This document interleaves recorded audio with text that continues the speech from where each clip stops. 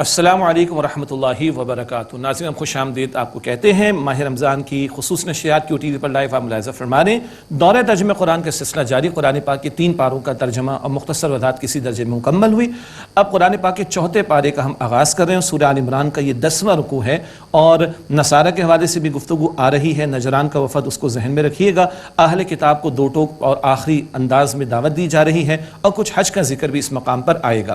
سورہ آل عمران آیت نمبر 92 ہے، 4 پارے کا آغاز۔ اعوذ باللہ من الشیطان الرجیم، بسم اللہ الرحمن الرحیم۔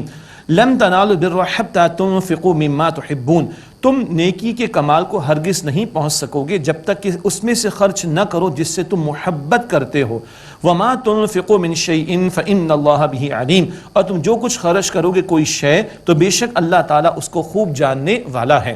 نیکی کے کمال کو چاہتے ہو تو محبوب شے اللہ کی راہ میں خرچ کرنا ہوگی۔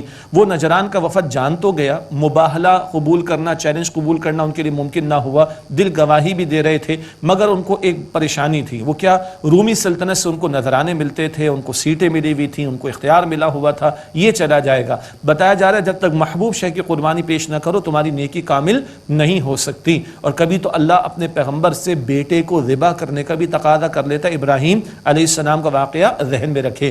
محبوب شے اللہ کی راہ میں پیش کرنا۔ صحابہ کرام رضی اللہ تعالی عنہ مجمعین، سوالات کم تھے، عمل بہت تھا۔ آیت کا نزول ہوا، ابو طلحہ رضی اللہ تعالی عنہ حضور کے پاس تشریف لے آئے اور عرض کی یا رسول اللہ، بیرحا کا باغ جس کا پانی حضور کو پسند تھا، عرض کرتے ہیں یا رسول اللہ یہ بڑا محبوب ہے، میں نے اللہ کی راہ میں دے دیا۔ اور سینکڑوں درخت بھی وہاں پر موجود تھے۔ اللہ اکبر، یہ ہے دین اینڈ دیر، سمعنا و اطعنا والی شان، یہ ہے پیارے صحابہ رضی اللہ تعالی عنہم اجمعین۔ بتایا گیا جو خرچ کرو گے اللہ کے علم ہے، کسی کو بتانے کی ضرورت نہیں ہے، اخلاص کے ساتھ خرچ کرو، تمہارا اجر اللہ کے ہاں محفوظ۔ اور اجر کس قدر ہو سکتا ہے؟ البقرہ آیت نمبر 261 میں ہم نے پڑھا 700 گنا اور اس سے بھی زائد اللہ عطا فرمائے گا۔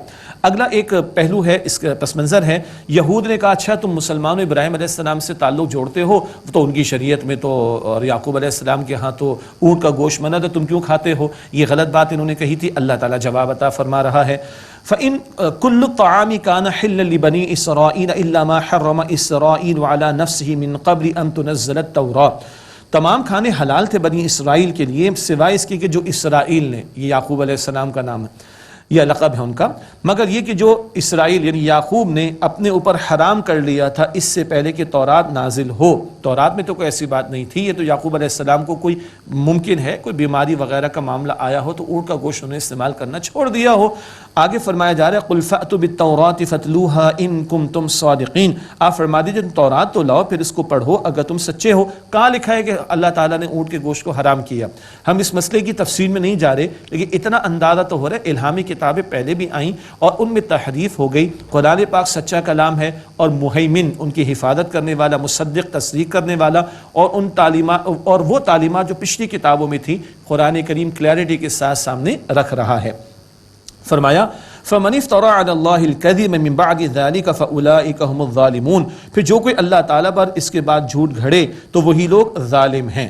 قل صدق اللہ، اے نبی صلی اللہ علیہ وسلم فرما دیجئے اللہ تعالیٰ نے سچ فرمایا، فَاتَّبِعُوا مِلَّةَ إِبْرَاهِيمَ حَنِيفًا، پس تم یکسو ہو جانے والے ابراہیم علیہ السلام کی ملت کی پیروی کرو۔ اور ان کی ملت کیا ہے؟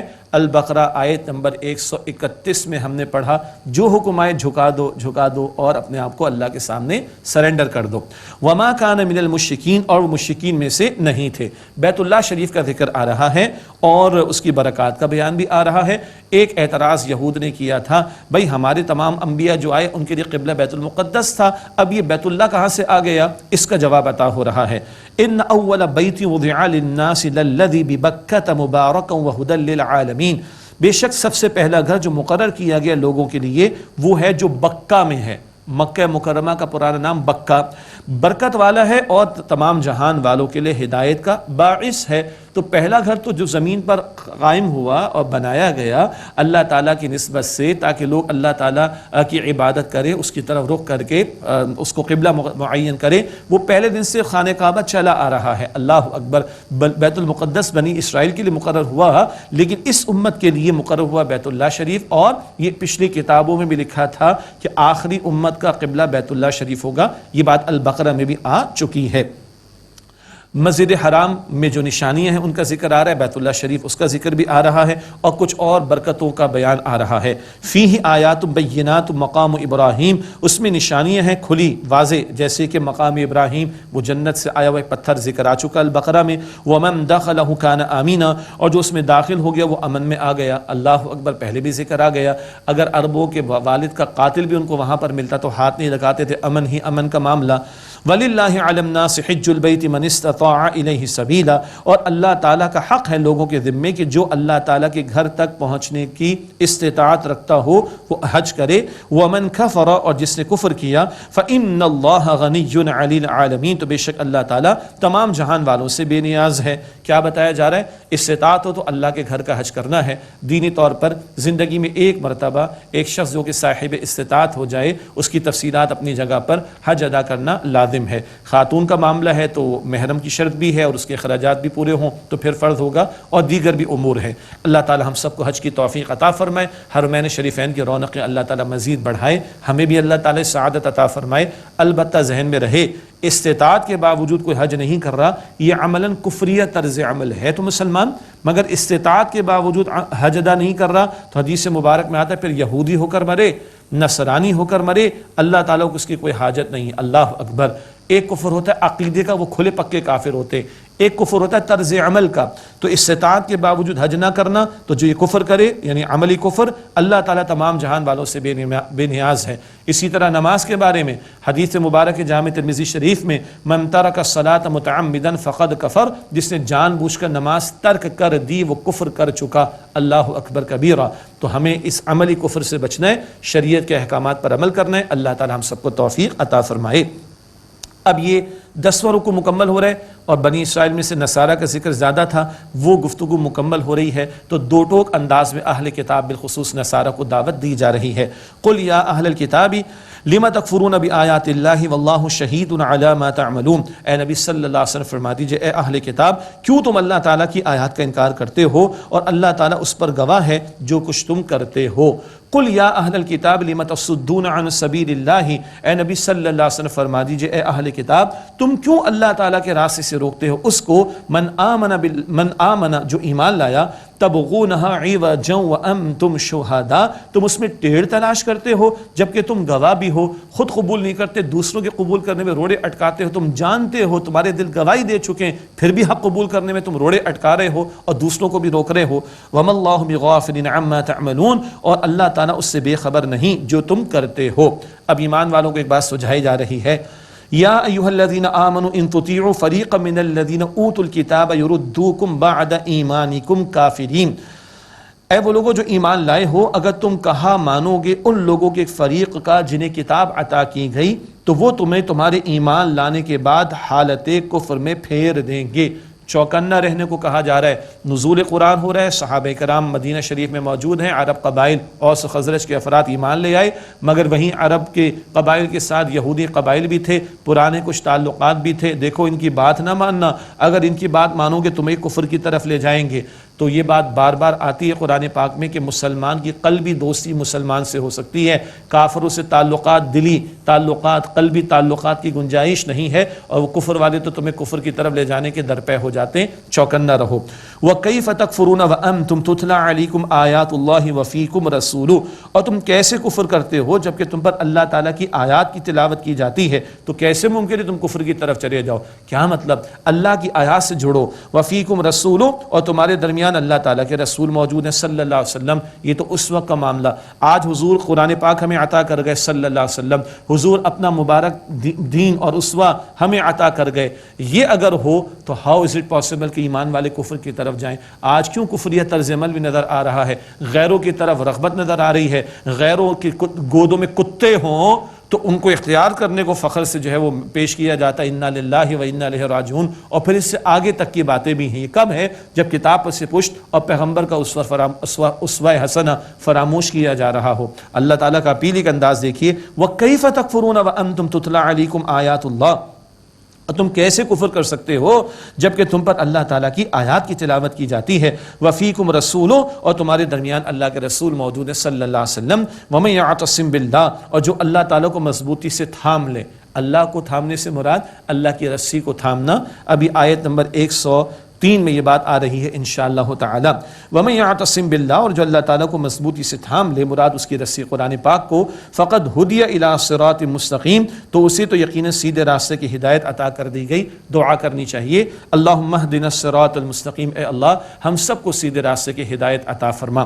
یہاں پر آ کر 101 آیات مکمل ہوتی ہیں. سورہ آل عمران کا نصف مکمل ہوا. یہ 10 رکوع تھے. غالب بیان بنی اسرائیل کے تعلق سے تھا، جیسے کہ سورۃ البقرہ میں بھی بنی اسرائیل کا ذکر تھا. البتہ البقرہ میں یہود کا بیان زیادہ تھا اور یہاں نصارہ کا ذکر زیادہ آیا. پھر البقرہ کے نصف میں تقریباً 153ویں آیت سے نبی اکرم علیہ السلام کی امت سے خطاب شروع ہوا. اب آیت نمبر 102 سے اختتام تک نبی اکرم علیہ السلام کی امت سے خطاب آ رہا ہے. اس میں امت مسلمہ کی ذمہ داریاں کیا ہیں اس کا ذکر بھی آئے گا. آج ہم نے دین کو بڑا محدود کر رکھا ہے چند اعمال تک. دین بڑا وسیع اور امت کی ذمہ داریاں بھی بہت وسیع تر ہیں، ان پر کلام ہوگا. پھر 6 رکوع اللہ تعالیٰ نے عطا فرمائے ہیں. رکوع نمبر 13 سے 18 غزوہ احد پر تبصرہ آئے گا انشاءاللہ تعالیٰ، اور آخری 2 رکوعوں میں اہل کتاب میں سے یہود کا ذکر بھی آئے گا، اور پھر بڑی جامع دعائیں ہیں جو اس صورت کے آخر میں ہمارے سامنے آئیں گی. تو اگلے 10 رکوعوں میں امت کی ذمہ داریاں، غزوہ احد کا بیان اور بڑی جامع ہدایات اور دعائیں ہیں جو آخر میں اللہ تعالیٰ نے ہمیں عطا فرمائیں. اگلی جو 3 آیات ہیں، 11واں رکوع میں شروع کر رہے ہیں. اگلی 3 آیات میں اللہ تعالیٰ نے سہ نکاتی لائے عمل ہمیں دیا. 3 point action agenda for the Muslim امہ عطا ہو رہا ہے. ہر فرد کو کیا کرنا ہے؟ تقوی. افراد کو جوڑنے والا کیا ہے؟ قرآن، اس کی اللہ کی رسی اس کو تھامنے کا حکم، اور جڑنے کے بعد امت نے کیا کرنا ہے؟ نیکی کا حکم دینا ہے، بدی سے روکنا ہے. یہ 3 ذمہ داریاں ہیں اور 3 تقاضے ہیں جو امت سے اس مقام پر بیان ہو رہے ہیں. ارشاد ہوا، یا ایھا الذین آمنوا اتقوا اللہ حق تقاتہ، اے ایمان والو اللہ کا تقوی اختیار کرو جیسا کہ اللہ تعالیٰ کا تقوی اختیار کرنے کا حق ہے. اللہ اکبر، بڑی بھاری بات آئی. ولا تموتن الا وانتم مسلمون، اور تمہیں موت نہ آئے مگر اس حال میں کہ تم مسلم یعنی فرما بردار رہو، مرتے دم تک مسلم رہو. جنازے میں دعائیں ہوتی ہیں. آج ہم کسی کا جنازہ پڑھ رہے ہیں، کل ہمارا بھی پڑھا جائے گا، تیاری کرنی. اور ہم دعا کیا کرتے ہیں؟ اے اللہ من احییت منا فاحیی علی الاسلام، جس کسی کو تو ہم میں سے زندہ رکھ، اسلام پر زندہ رکھ. ومن توفیتہ منا فتوفہ علی الایمان، جس کسی کو ہم میں سے وفات دے اللہ ایمان پر وفات دے. تو اسلام رمضان کے لیے مخصوص نہیں ہے. اسلام جو ہے نا وہ سال کے چند دنوں کے لیے مخصوص نہیں. یہ آج ہم نے سیزنل اسلام اختیار کر لیا، اتنے دنوں کا 1 مہینے کا نہیں. اسلام ان ٹوٹالٹی اور اللہ تعالیٰ کی بندگی مستقل بنیادوں پر 24 گھنٹے ہر آن اللہ کا مسلم رہنے کی کوشش کرنا اور اس کا تقوی اختیار کرنا، گناہوں کو چھوڑ کر فرما برداری پر آ جانا. البتہ ہر بندہ مومن اپنی جگہ متقی بنے، لیکن اکیلے نہ بیٹھو، اب جڑنے کی کوشش کرو. انسان ہے نا، ان کو جوڑنے کے لیے یکسوئی دینے والا کلام چاہیے ہے، اور وہ اللہ تعالیٰ کا کلام ہے قرآن حکیم. اللہ وحدہ لا شریک، اس کا کلام بھی اس میں وحدت ہے، اور جو قرآن پاک سے واقعتاً جڑیں گے اللہ ان کو بھی وحدت عطا فرماتا ہے. فرمایا وَاعْتَصِمُوا بِحَبْلِ اللَّهِ جَمِيعًا وَلَا تَفَرَّقُوا، اور تم سب اللہ تعالیٰ کی رسی کو مضبوطی سے تھام لو اور آپس میں تفرقے میں مبتلا نہ ہو جاؤ. آج فرقہ واریت ہے، تفرقے ہیں. مساجد پر بھی کچھ لوگوں نے ٹیگ لگا دیے اور کفر کے فتوے بھی بہت جاری ہو رہے ہیں. انبیاء علیہ السلام مسلم بنانے کو آئے تھے، کافر بنانے کو نہیں آئے تھے معاذ اللہ. اللہ تعالیٰ فرقہ واریت کی ہر شکل سے ہم سب کی حفاظت فرمائے. علمی اختلاف اپنی جگہ پر، مسالک کا ہم احترام کرتے ہیں، مگر جوڑنے کی بات کرنی ہے، توڑنے کی نہیں. اور جوڑنے والا کلام قرآن پاک. فجر، ظہر، عصر، مغرب، عشاء اللہ تعالیٰ چاہتا ہے قرآن پاک کی تلاوت. چھوٹا ہو بڑا، امیر ہو غریب، جوان ہو یا بوڑھا، مرد ہو یا عورت، یوتھ ہو، پاکستان کا، امریکہ کا، سعودی عرب کا، کہیں کا بھی مسلمان، 4 سال کا ہو یا 100 برس کا ہو، قرآن قرآن قرآن قرآن ہر چند گھنٹوں بعد اللہ تعالیٰ میں قرآن پاک سے جوڑنا چاہتا ہے. کون سا قرآن؟ جس کی باقاعدہ تلاوت ہو، جس کو سمجھنے کا اہتمام ہو. ادنا کوشش اللہ تعالیٰ اپنی بارگاہ میں قبول فرمائے. جس کو اپنی زندگی کا امام بنایا جائے، جس کے احکامات پر عمل ہو، جس کے احکام کے نفاذ کی کوشش کی جائے، جس کو دنیا کے سامنے پریزنٹ کرنے کی کوشش کی جائے، جس کا نظام دنیا کے سامنے پریزنٹ کرنے کی کوشش کی جائے. یہ ہے قرآن پاک کے حقوق. ایمان بھی، تلاوت بھی، سمجھنا بھی، عمل بھی، نفاذ بھی اور دوسروں تک پہنچانا بھی، یہ ہے قرآن پاک کو تھامنا۔ آج ہم بہت دور ہیں، اس لیے فرقہ واریت بھی ہے۔ آج ہم قرآن پاک سے کافی دور ہیں، عظیم اکثریت کو نہیں معلوم کیا لکھا ہے، اس لیے جو اٹھتا ہے بیوقوف بنا دیتا ہے قوم کو، ڈگڈگی بجاتا ہے، لوگ اس کے پیچھے پڑتے ہیں اور فتنے میں مبتلا ہوتے ہیں، عقائد بھی بگڑتے ہیں۔ اللہ ہم سب کے ایمان کی حفاظت فرمائے اور قرآن پاک سے تعلق کی مضبوطی مزید عطا فرمائے۔ یہ جوڑنے والا ہے قرآن پاک ایمان والوں کو۔ وَاعْتَصِمُوا بِحَبْلِ اللَّهِ جَمِيعًا وَلَا تَفَرَّقُوا، اور تم سب مل کر مضبوطی سے اللہ کی رسی یعنی قرآن پاک کو تھامو۔ حدیث جامع ترمذی میں نبی صلی اللہ علیہ وسلم نے فرمایا ہوا حبل اللہ المتین، یہ قرآن پاک ہی اللہ تعالیٰ کی مضبوط رسی ہے۔ فرمایا کہ ولا تفرقوا، اور آپس میں تفرقے میں مبتلا نہ ہو جاؤ۔ واذکروا نعمت اللہ علیکم اذ کنتم اعداء فالف بین قلوبکم، اور اپنے اوپر اللہ تعالیٰ کی نعمت کو یاد کرو، جب تم ایک دوسرے کے دشمن تھے تو اللہ تعالیٰ نے تمہارے دلوں میں الفت ڈال دی۔ فاصبحتم بنعمتہ اخوانا، تو تم اللہ تعالیٰ کے فضل سے بھائی بھائی ہو گئے۔ وکنتم علی شفا حفرۃ من النار فانقذکم منہا، اور تم آگ کے گڑھے کے کنارے پر پہنچ چکے تھے تو اللہ تعالیٰ نے تمہیں اس سے بچا لیا۔ کذالک یبین اللہ لکم آیاتہ لعلکم تہتدون، اسی طرح اللہ تعالیٰ تمہارے لیے اپنی آیات واضح فرماتا ہے تاکہ تم ہدایت پاؤ۔ سبحان اللہ، کہیں گھوڑا آگے بڑھا دینے پر جھگڑا، کبھی پانی پہلے پلا دینے پر جھگڑا، یہ عربوں کی 100 برس کی جنگوں کا بھی نقشہ ہمارے سامنے سیرت کی کتابوں میں آتا ہے نا۔ اس قرآن پاک نے آ کر دشمنیاں جو ہے وہ محبتوں میں بدل دیں اور دشمنوں کو بھائی بھائی بنا دیا، اللہ کی نعمت کا مستحق بنا دیا، جنت کی طرف جانے والا بنا دیا، اللہ تعالیٰ نے ہدایت ان کو عطا فرما دی۔ آج ہمارے بھی دیکھ لیے فرقہ واریت کے نتائج، آج ہمارے بھی دوریاں، آج مسلک کی بنیاد پر اور اس بنیادوں پر توڑنے کی باتیں کرنا، مسجدوں پر ٹیگ لگا دینا۔ اللہ تعالیٰ ہمیں فرقہ واریت سے محفوظ رکھے۔ قتل و غارت گری کے معاملات بھی پھر نسل کی بنیاد پر، زبان کی بنیاد پر، تعصب کی بنیاد پر، علاقوں کی بنیاد پر قتل و غارت گری، اللہ ہمارے حال پر رحم فرمائے۔ حرکتیں کرتوت ایسے کہ جو جہنم میں لے جانے والے اعمال، گمراہی کے اندھیرے ہمیں دکھائی دیتے ہیں، کہاں آؤ؟ قرآن پاک کی طرف آؤ۔ اس کی برکتیں کیا ہیں؟ اللہ بھائی بھائی بنا دے گا، الفت عطا فرما دے گا، جہنم سے بچا لے گا، اللہ ہدایت عطا فرما دے گا۔ اللہ تعالی ہم سب کو قرآن پاک سے تعلق کی مزید مضبوطی عطا فرمائے۔ ارشاد ہوا وَلْتَكُمْ مِنْكُمْ أُمَّةٌ يَدْعُونَ إِلَى الْخَيْرِ وَيَأْمُرُونَ بِالْمَعْرُوفِ وَيَنْهَوْنَ عَنِ الْمُنْكَرِ، اور چاہیے کہ تمہیں سے ایک جماعت ہو جو خیر کی طرف بلائے اور معروف کا حکم دے اور منکر سے روکے۔ تم میں سے ایک جماعت ہو۔ ویسے تو پوری امت کو نیکی کا کام کرنا ہے، نیکی کی دعوت دینی ہے، بدی سے روکنا ہے، آیت نمبر 110 میں بات آئے گی، مگر امت کا بڑا حصہ تو سو رہا ہے، اس کے بعد ٹائم ہی نہیں ہے قرآن کریم کے لیے۔ ذرا غور تو کریں، 18 سال کی دنیا جہاں کی تعلیم کے لیے ٹائم ہے، دنیا جہاں کی فضولیات کے لیے ٹائم ہے، کرکٹ کا میچ تو آ جائے تو ساری قوم کو کریز ہو جاتا ہے کہ نہیں ہو جاتا؟ ہاں، سب کچھ دائیں بائیں کر کے کرکٹ کا میچ دیکھتے ہیں، بڑی بڑی اسکرینیں بھی لگانی ہے، راتیں بھی ہم نے کالی کرنی ہے، ایسا نمازیں بھی ضائع کرنی ہے، انا للہ و انا الیہ راجعون، but we don't have the time for the book of اللہ سبحانہ وتعالی، we don't have the time for the task we have been granted from Allah subhanahu wa ta'ala regarding this ummah of Prophet Muhammad sallallahu alayhi wa sallam۔ کیا ہے ہماری priority میں چیز؟ تو امت تو سو رہی ہے۔ ارے بھائی، جن کو احساس ہے، ہاں مبارک ہے وہ لوگ جو اس وقت پاکستان بھر میں اور دنیا بھر میں اپنے اوقات کو فارغ کر کے قرآن پاک سے جڑ رہے ہیں۔ اللہ تعالیٰ ہم سب کا جمع ہونا قبول فرمائے۔ تو یہ تو جاگ رہے ہیں نا، اب یہ جاگنے والے جڑیں، اکیلے اکیلے نہ بیٹھیں، قرآن پاک کو تھامنے والے اب جڑیں، ایک مضبوط جماعت بنے اور خیر کی طرف بلائیں۔ عام بھلائی کی دعوت بھی خیر میں شامل ہے، قرآن پاک کو بھی خیر کہا گیا۔ سورہ نحل آیت 30، ایمان والے کہتے ہیں جب مجھ سے پوچھا جاتا ہے کیا نازل کیا اللہ نے، قالوا خیرا، کہتے ہیں اللہ تعالیٰ نے خیر نازل فرمایا، اس سے بڑا خیر کیا ہوگا؟ تب جڑ کر مل کر خیر کی طرف بلاؤ۔ اور کیا کرنا ہے؟ وَيَأْمُرُونَ بِالْمَعْرُوفِ، بھلائی کا حکم دے، وَيَنْهَوْنَ عَنِ الْمُنْكَرِ، اور بدی سے روکے۔ یہ وہ امت مسلمہ پر ذمہ داری ہے جس کا ذکر آیت نمبر 110 میں بھی آئے گا۔ اگر امت سو رہی ہے تو جن کو احساس ہے مجھے اور آپ کو، وہ جمع ہو اور اجتماعی اختیار کر کے اس فریضے کو انجام دیں۔ ان کے بارے میں فرمایا وَأُولَٰئِكَ هُمُ الْمُفْلِحُونَ، اور یہی لوگ فلاح پانے والے، کامیاب ہونے والے۔ اللہ تعالی ہمیں ان میں شامل فرمائے۔ یہ 6 نکات لائے عمل ہے، 3 پوائنٹ ایجنڈا ہے۔ ہر بندے مومن متقی بنے، پرہیزگار بنے، گناہوں سے بچنے والا بنے، مضبوط ہو۔ جی، اینٹیں پہلے پکا کر مضبوط کی جاتی، پھر دیوار میں ان کو چنا جاتا ہے۔ دیوار میں چننے کے لیے سیمنٹ مٹی گارا استعمال ہوتا ہے، ایمان والوں کو جوڑنے کے لیے قرآن سے جوڑنا ہوگا۔ قرآن ان کو مضبوط جماعت بنائے گا، اور اس جماعت نے کیا کام کرنا ہے؟ خیر کی دعوت دینی، نیکی کا حکم دینا ہے، بدی سے روکنا ہے۔ اللہ تعالی ہمیں یہ ذمہ داریاں ادا کرنے کی توفیق عطا فرمائے۔ ارشاد ہوا وَلَا تَكُونُوا كَالَّذِينَ تَفَرَّقُوا وَاخْتَلَفُوا مِن بَعْدِ مَا جَاءَهُمُ الْبَيِّنَاتُ، اور ان لوگوں کی طرح مت ہو جانا جو متفرق ہو گئے، تفرقے میں مبتلا ہو گئے اور باہم اختلاف کرنے لگے اس کے بعد کہ ان کے پاس واضح نشانیاں آ گئیں۔ وہی ضد ہٹ دھرمی بنی اسرائیل کا ذکر پہلے آتا رہا، ہمیں کہا جا رہا ان کی طرح مت ہو جانا۔ وَأُولَٰئِكَ لَهُمْ عَذَابٌ عَظِيمٌ، اور یہی لوگ ہیں جن کے لیے بہت بڑا عذاب ہے۔ اب قیامت کے دن کے نتائج اور چہروں کا بیان۔ چہرے دنیا میں کچھ روشن ہوتے ہیں نا بچوں کے، جن کا ایگزام ہو گیا اچھا اور رزلٹ ڈے ہے تو چہرے دمکتے ہیں، کچھ کے چہرے کیا ہوتے ہیں؟ بجھے ہوتے ہیں نا۔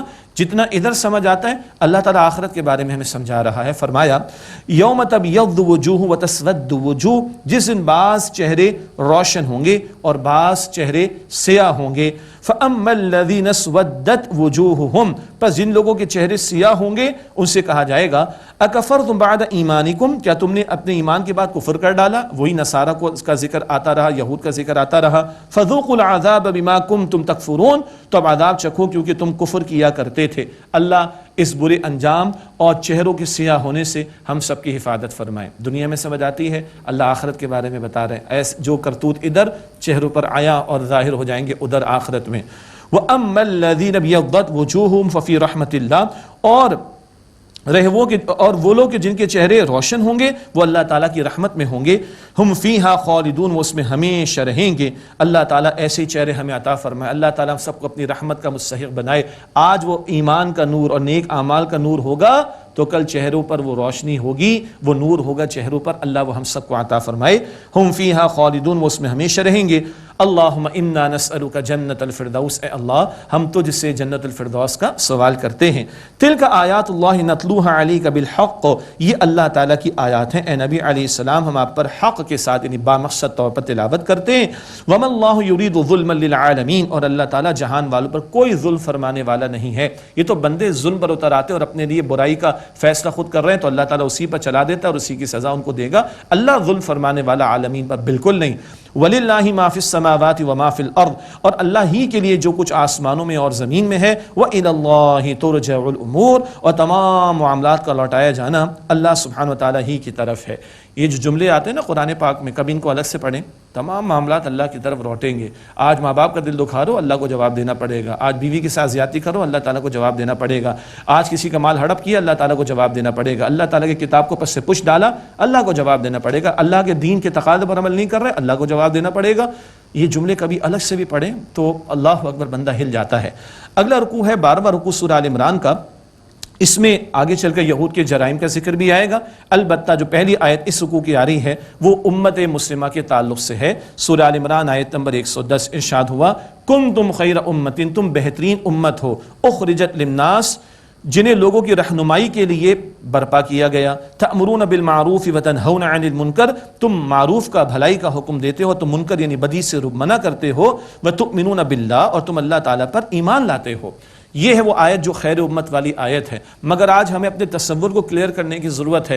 دنیا میں تنخواہ کسی کو 50,000 روپے ملتی ہے، مثال کے طور پر کام لیا جاتا ہے، کام کرو تنخواہ لو اور بونس بھی ملے گا، انکریمنٹ بھی ملے گا، ایسے ہی ہے نا۔ کام نہ کرو تو جاؤ میاں جاؤ اپنے کام سے کام رکھو۔ پھر تو بہترین امت اگر ہے تو ذمہ داری کے ساتھ ہے، بیٹھے بیٹھے نہیں ہوتی بہترین امت۔ اللہ اکبر کبیرہ۔ پہلے بنی اسرائیل کا ذکر آ چکا، انہوں نے کتاب پر سے پوچھ ڈالی، پیغمبروں کو ساتھ نہ دیا تو ذلت و محتاجی ان پر تھوپی گئی۔ آج امت کا حال کیا ہے؟ آج تو ہم بس دنیا سے احتجاج ہی کر سکتے ہیں، وہ بھی نہیں کر پاتے۔ بھائی ہمارے مسائل کو حل کر دو، 70-80 برس ہو گئے، کشمیر فلسطین کہاں کہاں رو رہے ہیں، آخر مسائل حل ہو رہے ہیں ہمارے؟ سب سے ارزاں سستا خون کس کا ہے؟ مسلمانوں کا۔ یہ خیر امت کا حال یہ ہونا چاہیے۔